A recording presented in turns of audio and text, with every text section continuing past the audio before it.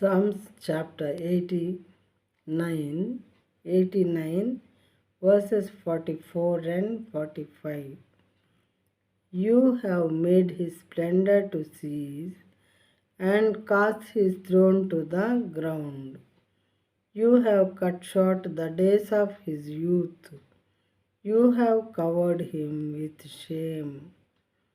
దేవునికి ఇష్టమైనటువంటి పనులు మనం చేయనప్పుడు ఈ వాక్యములు మన జీవితాల్లో దేవుడు నెరవేర్చేవారుగా ఉంటారంట.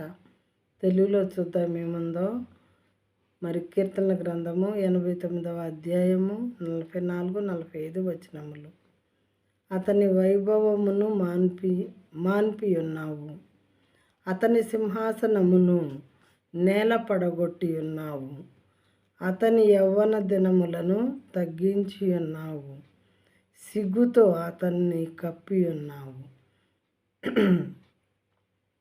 అతని వైభవమును మాన్పించి ఉన్నావు.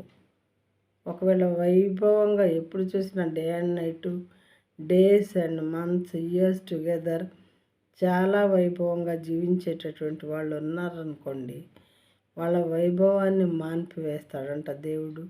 వాళ్ళ ప్రవర్తన సరిగా ఉండనప్పుడు, పాపక్రియలు అధికంగా చేస్తూ ఉన్నప్పుడు, మరి దేవునికి కోపం కలిగించినప్పుడు వాళ్ళ క్రియల చేత, ఆలోచనల చేత వాళ్ళు సింహాసనాల మీద ఉంటే అతని సింహాసనమును నేల పడగొట్టి ఉన్నావు.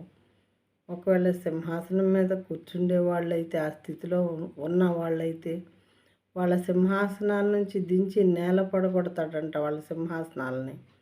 అతని యవ్వన దినములను తగ్గించి ఉన్నావు.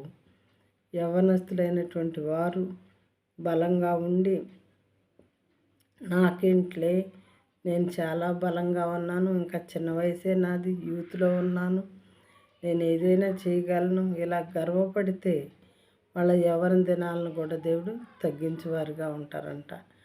అంటే యూత్ పూర్తిగా అనుభవించకముందే వాళ్ళు చనిపోయేవారుగా ఉంటారని అర్థము. సిగ్గుతో అతన్ని కప్పి ఉన్నావు. వాళ్ళు చేసేటటువంటి పనులకి వాళ్ళు సిగ్గుపడవలసినటువంటి పరిస్థితి వచ్చేలాగా దేవుడు చేస్తారు. ఎప్పుడు దేవునికి వ్యతిరేకంగా, మరి దేవుని మాట వినకుండా, పాపక్రియలు అదే పనిగా ఎంత చెప్పినా సరి చేసుకోకుండా చేసే వాళ్ళకి ఈ విధమైనటువంటి పరిస్థితులు వాళ్ళ లైఫ్లో ఎదురవుతాయని వాక్యం ద్వారా మనకి తెలుస్తూ ఉన్నది.